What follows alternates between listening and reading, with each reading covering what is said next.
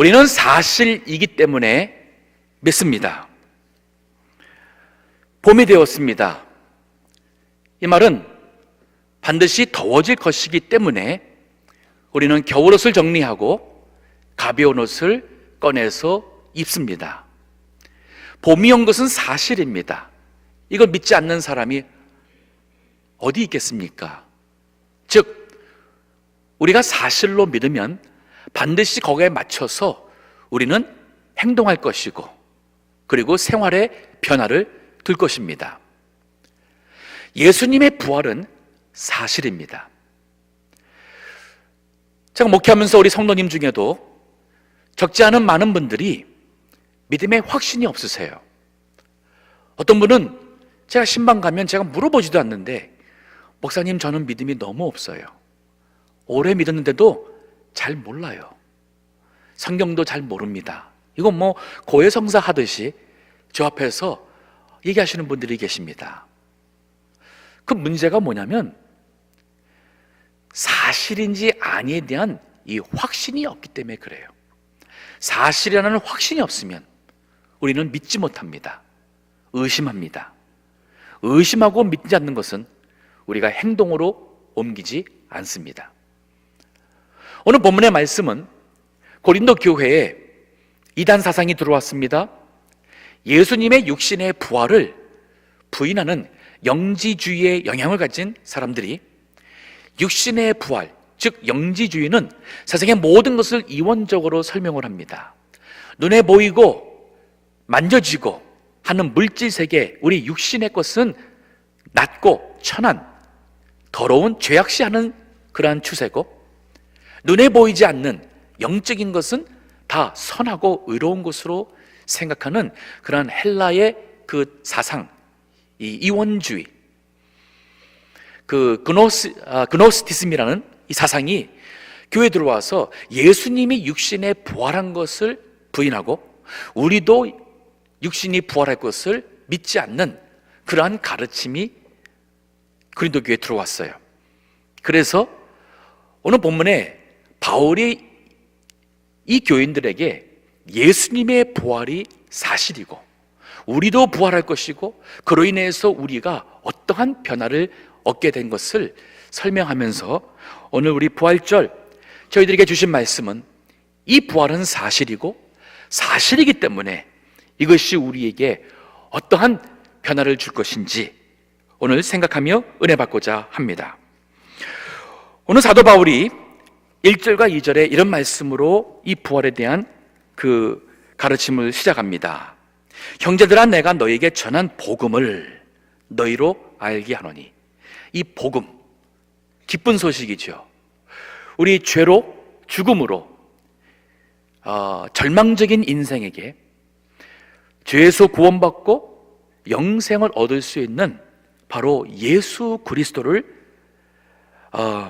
믿는 이 구원의 말씀이 바로 복음이었어요. 내가 너에게 전한 이 복음, 이것을 내가 너에게 알게 한다.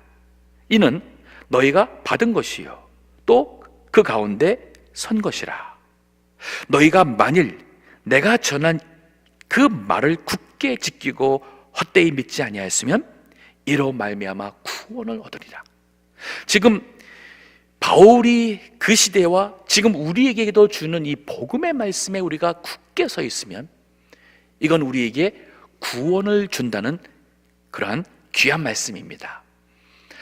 자, 예수님의 부활이 사실이라는 그 근거, 오늘 세 가지를 본문에서 설명해 줍니다. 3절과 4절에 보면은 그 근거가 바로 성경에 있는 예언이에요.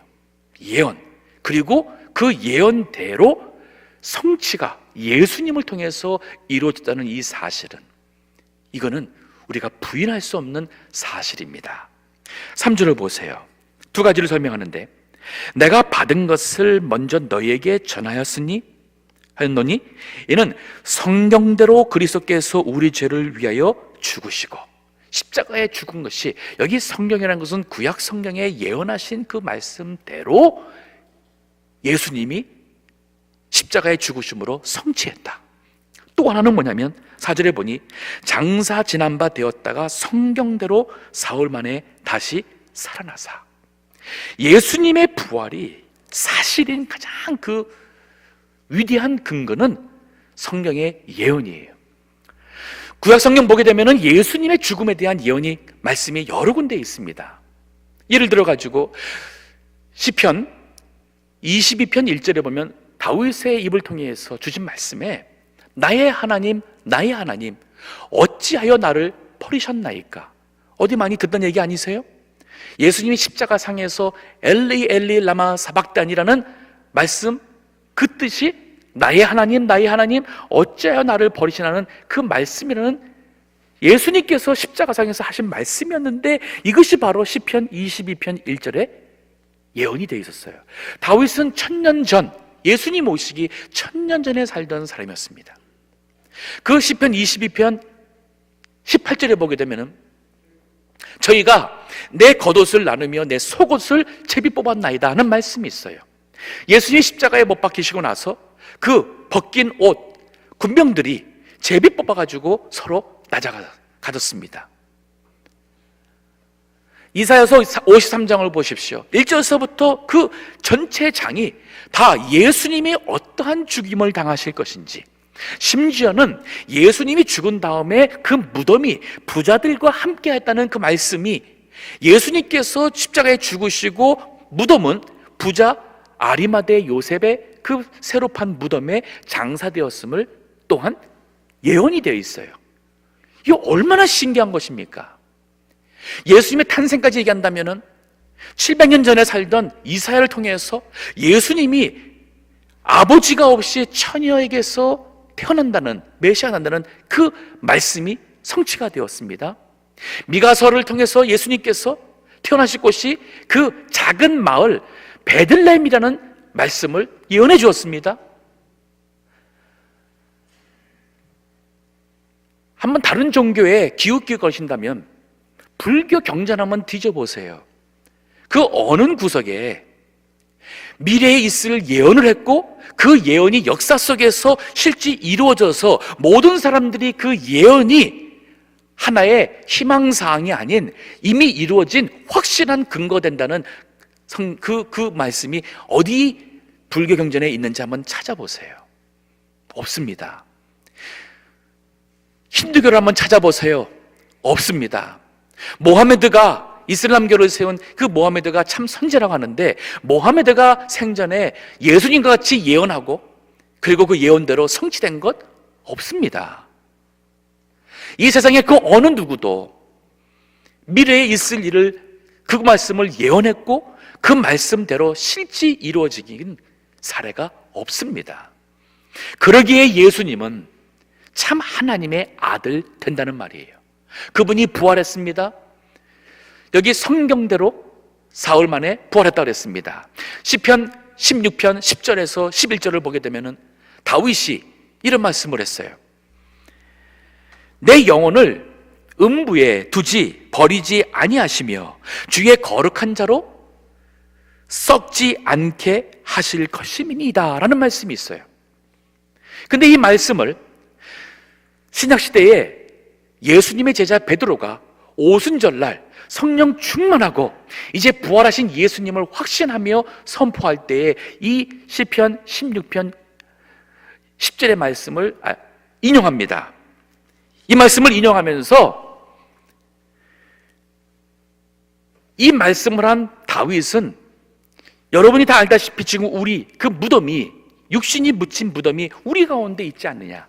그러면 이 말은 다윗이 자기 자신을 한 게 아니라 다윗은 선지자라, 하나님께서 다윗을 통하여서 예수 그리스도를 향하여 바로 예언하신 말씀이 오늘날 성취가 되었다고 베드로가 이 말씀을 근거하여 거기에 모였던 모든 유대인들에게 선포합니다.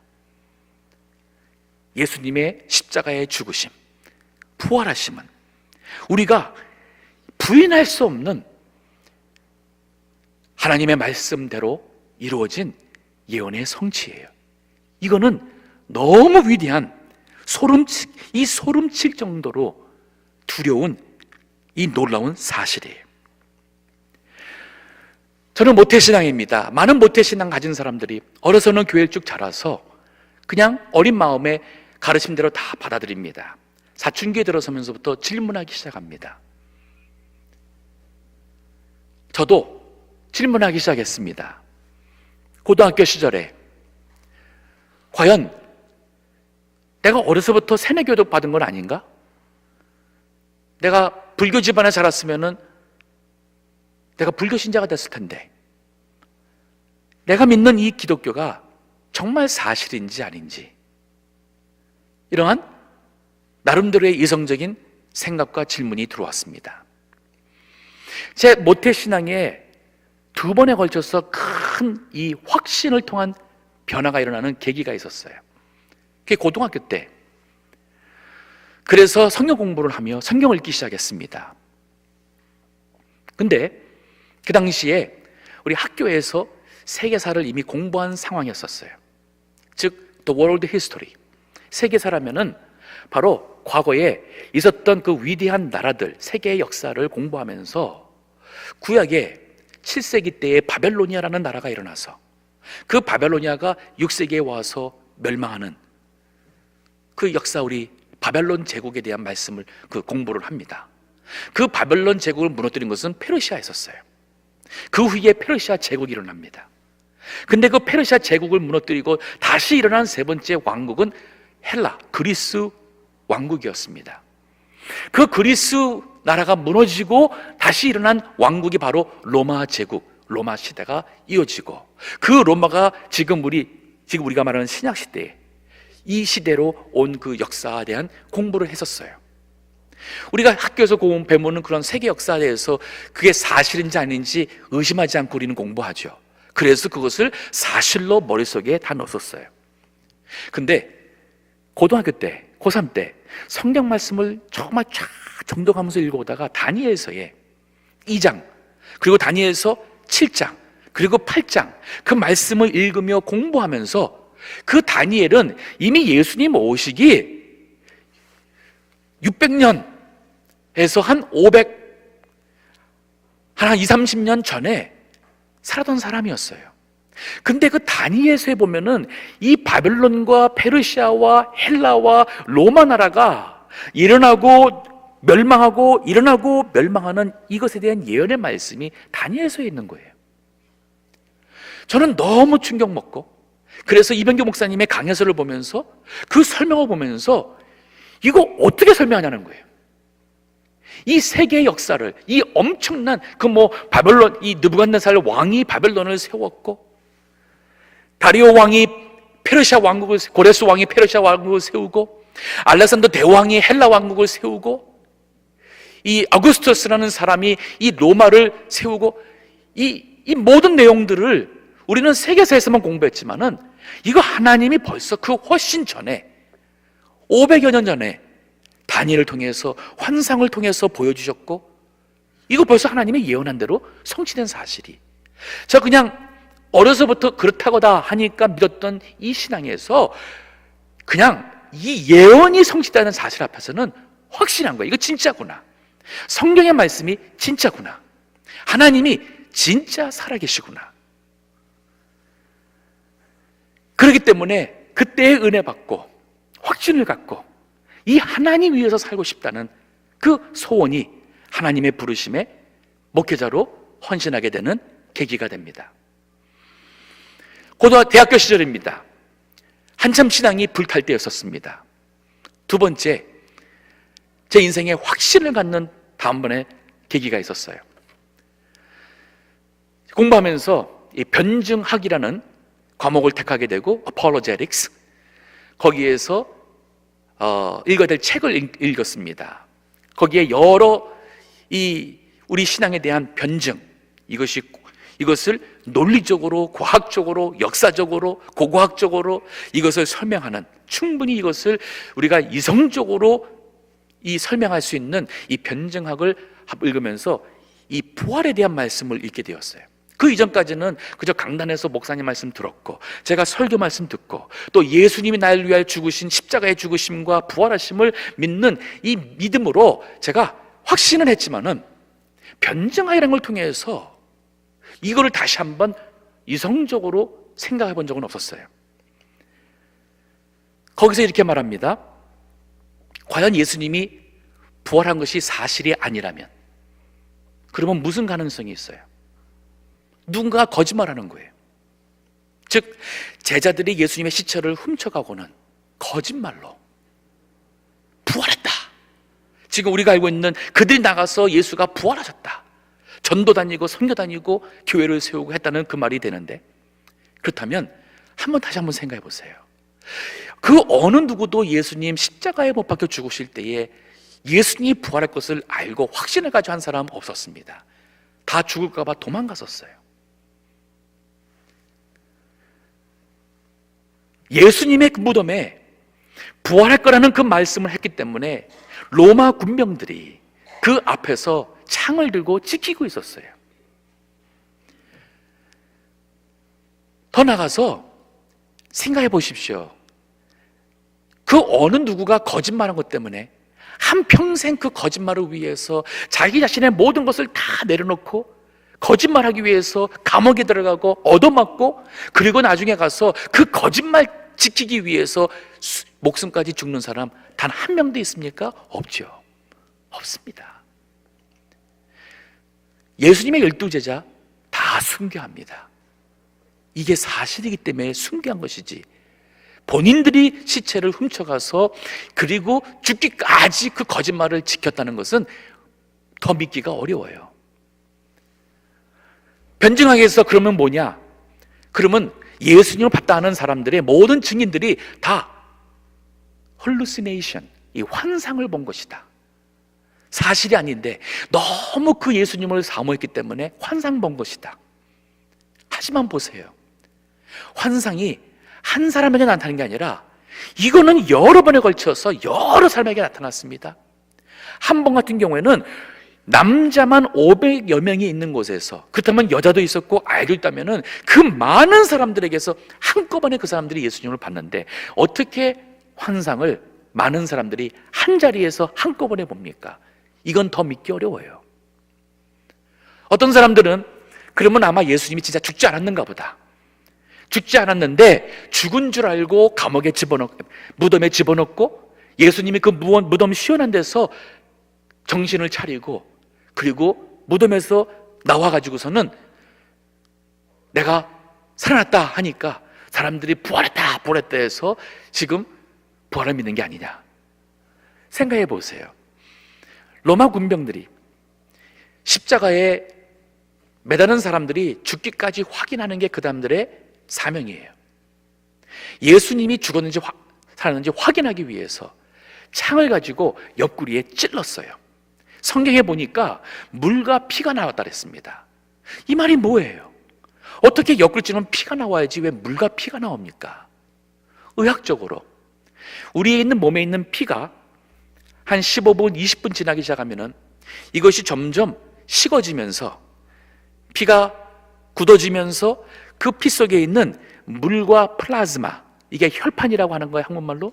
그 혈판은 응고됩니다. 점점 응고되고, 그리고 피 속에 있는 물이 분리가 돼요. 즉 예수님이 돌아가신 지 이미 한 10분, 15분이 지났기 때문에 창을 찔렀을 때 옆구리에서 물과 피가 나온 거예요.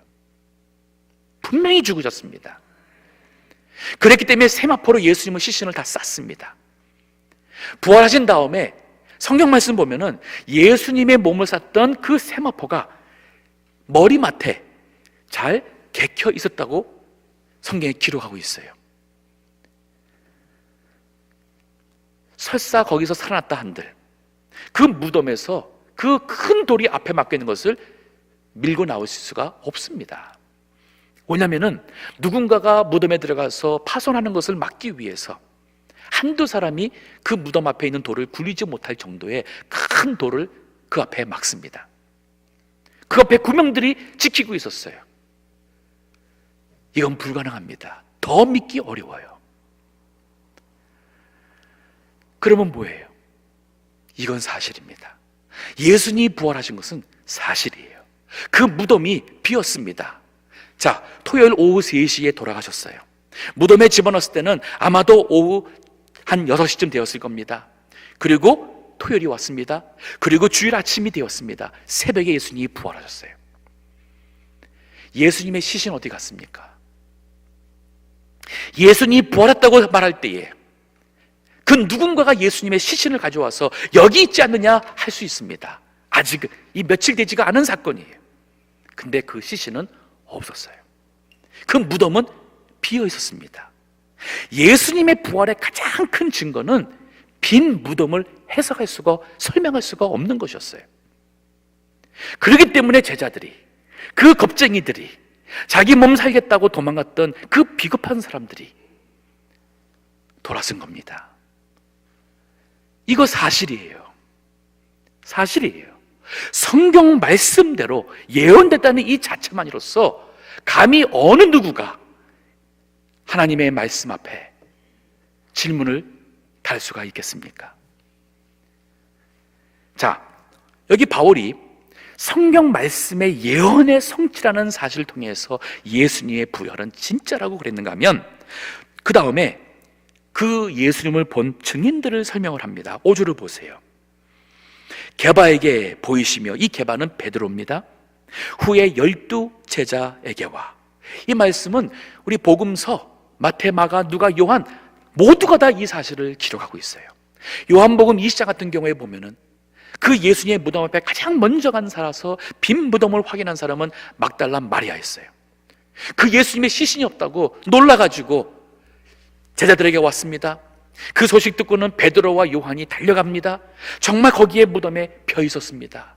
그 예수님이 나타났습니다. 그날 저녁 제자들이 두려워서 문을 꼭 닫은 그 마가의 다락방에 예수님께서 나타나셨어요. 샬롬, 너에게 평강이 있을지어다.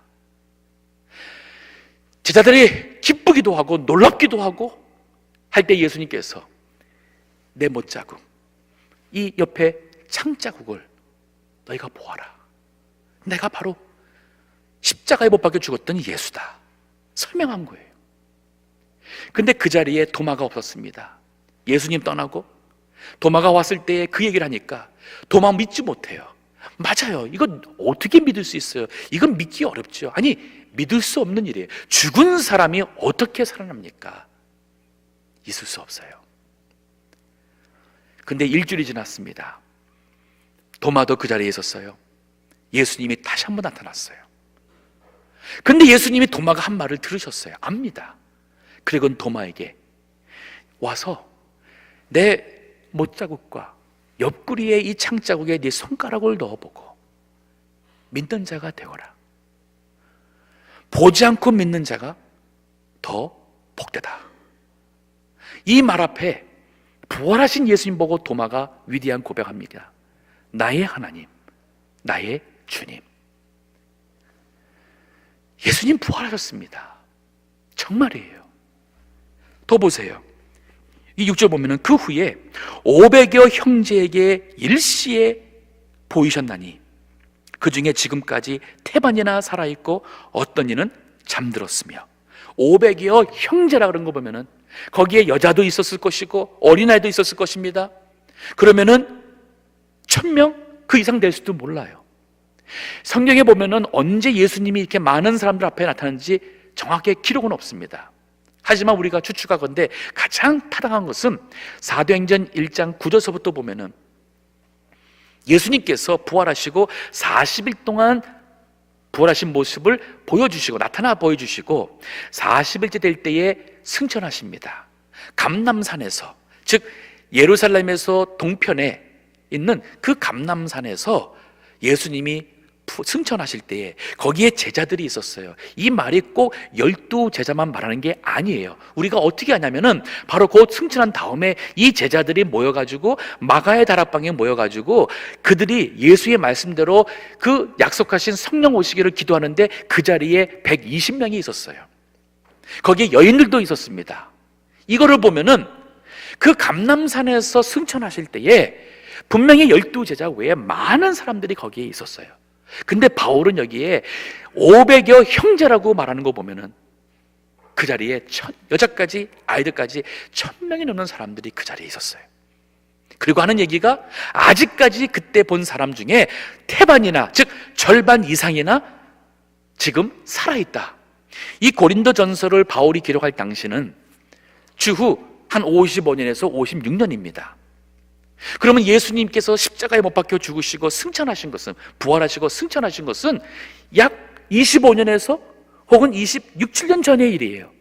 그러면 아직도 중년이든 아니면 노년에 그 목격한 사람들이 많이 있었기 때문에 바울이 지금 예수님의 부활을 말한다면 그들이 나와서 증언할 거예요. 거짓말이다.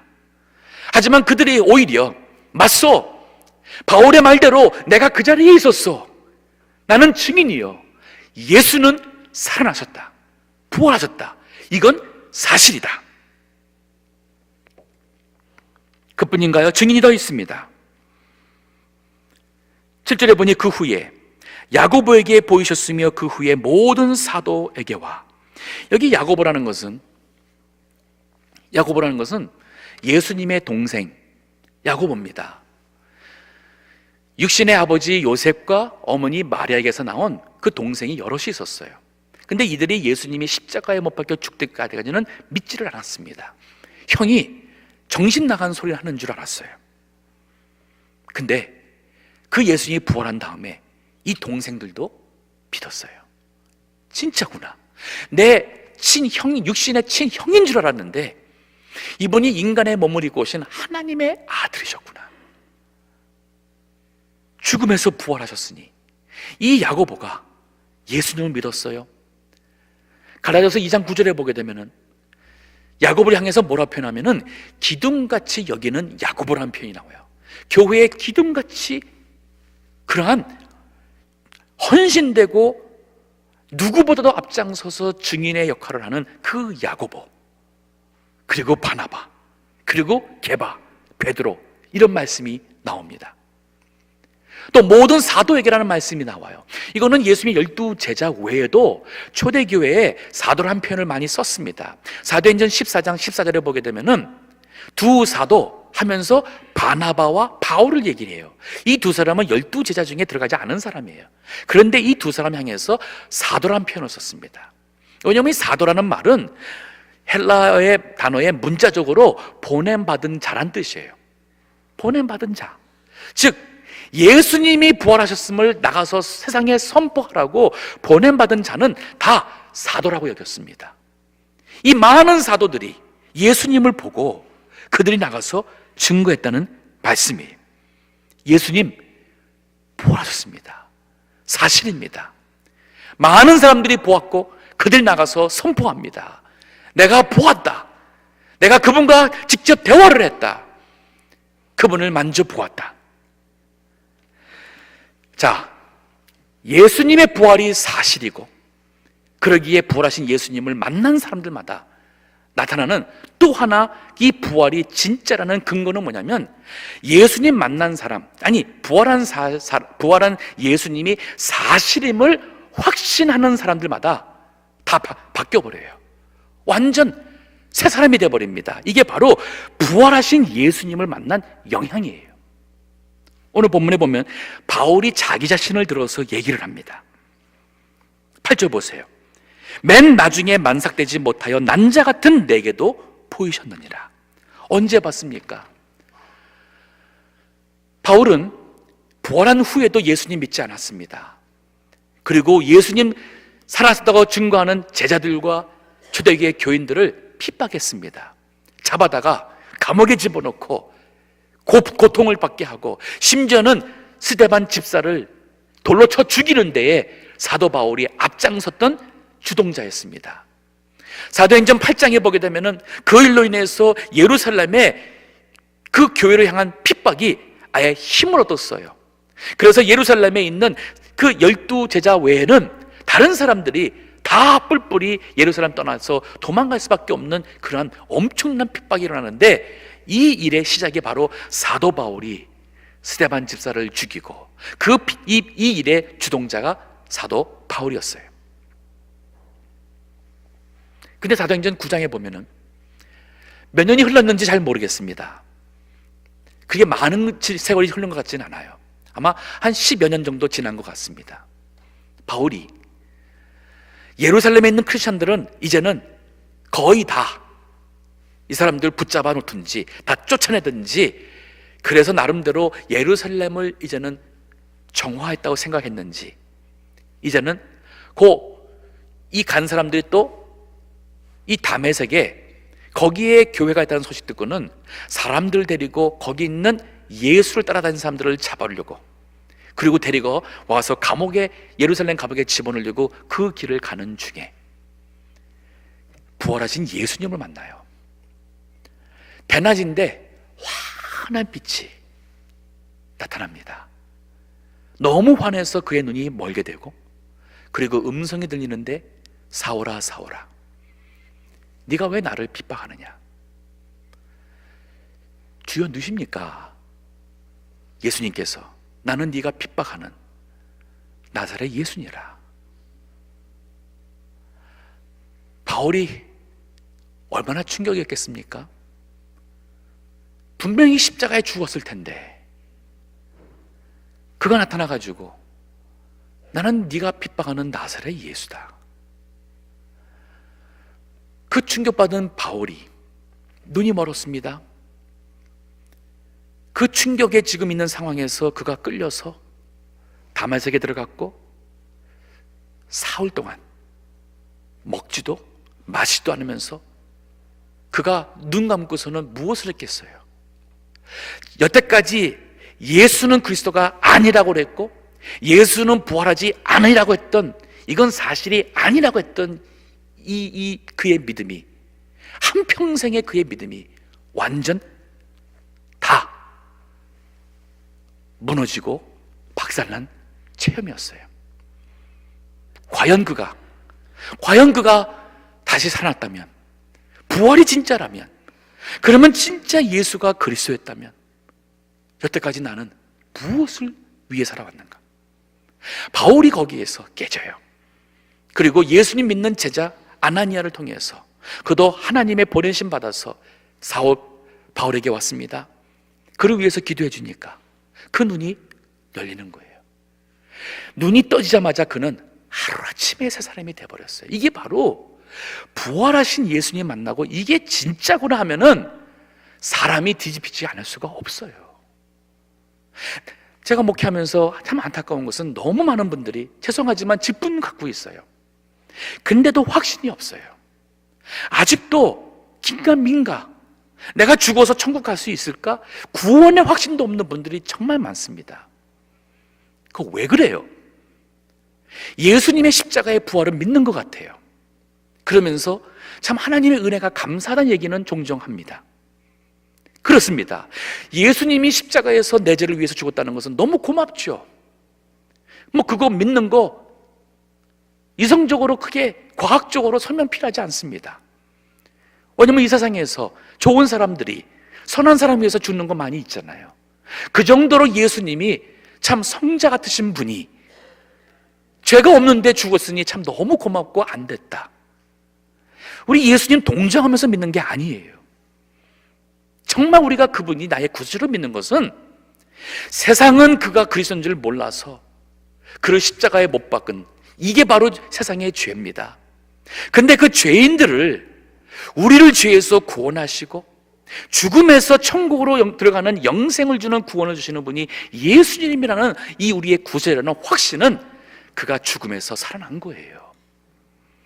죽음의 권세에서 생명으로 살았다는 것은 예수 그리스도 안에 진정 참 생명이 있다는 말씀입니다.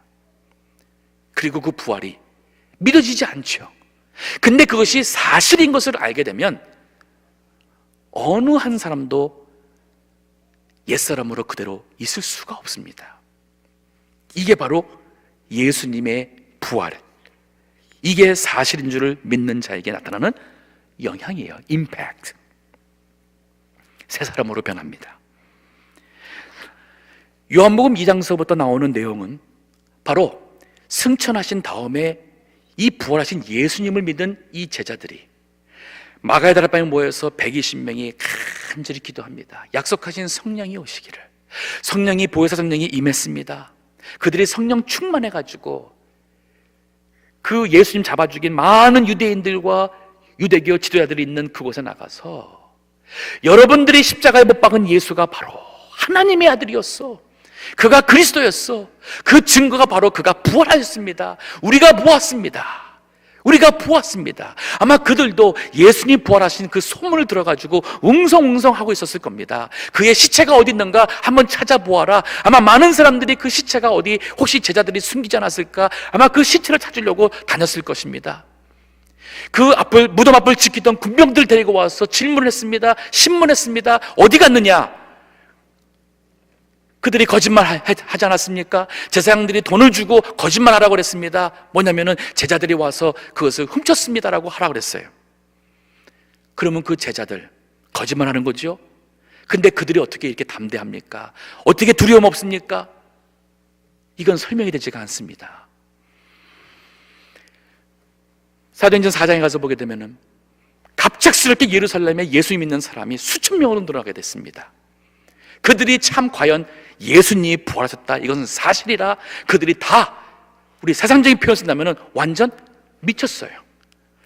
온전하게 예수님의 사람으로 미친 거예요. 세상 사람들에게는, 믿지 못한 사람들에게는 미친 거예요. 죽은 사람이 어떻게 살았다는 얘기냐. 하지만 대제사장들이 두려웠습니다. 그들을 불러다가 다시는 이것으로 얘기하지 마라 협박했습니다. 근데 제자들이 하는 얘기가, 여보시오, 하나님 앞에서 당신들 말을 듣는 것보다 하나님 말씀, 아니 당신들의 말을 듣는 것이 하나님의 말씀을 듣는 것보다 옳은가 당신네들이 판단해 보시오. 우리는 보고 들은 것을 말하지 않을 수 없다. 얼마나 위대한 선포입니까? 부활의 예수님 만난 사람들은 그래서 하나님의 일꾼이 됩니다. 뭐 직분 받아서 돈 때문에 이런 게 아니라 이게 바로 내가 존재하는 이유가 돼버린 거예요. 사도행전 8장에 보면은 그 바로 전에 스데반 핍박이 일어나고 순교하게 되고 교회에 큰 핍박이 일어났어요. 그들이 다 사방으로 퍼져갑니다. 집, 직장 다 잃고 그들이 다 쫓겨났습니다.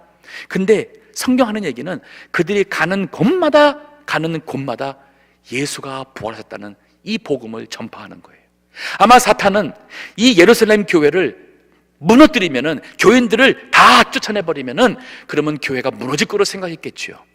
근데 부활한 예수님을 믿는 성도들이 있는 한 그들이 가는 곳마다 오히려 이것이 전염병처럼 가는 곳마다 오히려 그곳에서 복음이 전파되고 교회가 세워졌습니다. 그 대표적인 교회가 바로 안디옥 교회예요. 오늘 부활절이에요. 예수님의 부활 사실이에요. 진짜입니다. 아직 이거 확신이 없다면 오늘부터 집에 가셔서 이번 주에 이거 사실인지 아닌지 한번 심각하게 공부해 보세요. 필요하시다면 자료를 찾아보세요. 역사적인 자료를 참고해 보시고 기독교 변증학 책을 한번 읽어보시고 성경을 뒤져보시고, 그리고 과연 예수님은 십자가에서 죽으시고 사흘 후에 부활하셨는가, 이게 진짜라면 그럼 우리 인생은 다 더 이상 고민할 필요가 없습니다. 이거 진짜라면 내가 존재하면 내가 하는 모든 일은 정말 살아나신 예수 그리스도를 위하여서 내가 살 수밖에 없는 사람이 되는 것이고, 내가 하는 모든 일의 그 목적이 바로 이 예수 그리스도. 그래서 여기 오늘 본문의 말씀에 여기 15장 9절과 10절에 바울이 이런 말 하는 거예요. 나는 사도 중에 지극히 작은 자라. 내가 하나님의 교회를 핍박하였으므로 사도라 칭함을 받기에 감당치 못할 자로다. 그러나 나의 나된 것은 하나님의 은혜로 된 것이니 내게 주신 그의 은혜가 헛되지 아니하여 내가 모든 사도보다 더 많이 수고하였으나 내가 아니요 오직 나와 함께 하신 하나님의 은혜로다. 내가 이 은혜 받아서 하나님을 대적하던 지옥의 사람이 이제는 부활하신 예수님을 만나서 나 같은 자가, 이렇게 예수님을 핍박하던 자가 하나님의 사도로 하나님의 쓰임받는 사람이 되었으니 나라는 자체는 하나님의 은혜에, 바로 하나님의 은혜 때문이라는 이 고백이 바울의 입에서 한평생 떠나지 않았어요. 오늘 부활하신 예수님 참이구나, 사실이구나, 이 부활하신 예수님을 정말 믿고 고백하며, 주님, 그러면 나도 주님을 믿음으로 부활할 것이고, 나도 죽음을 이겨 승리할 것이고, 그렇다면 내가 사는 이 인생에 존재하는 모든 목적과 이유와 나의 기쁨이 바로 주님 안에 있음을 고백하며, 이 부활의 기쁨 속에, 확신 속에 주님을 찬송하는 우리 모든 성도 될 수 있기를 주의 이름으로 축원합니다. 기도하겠습니다.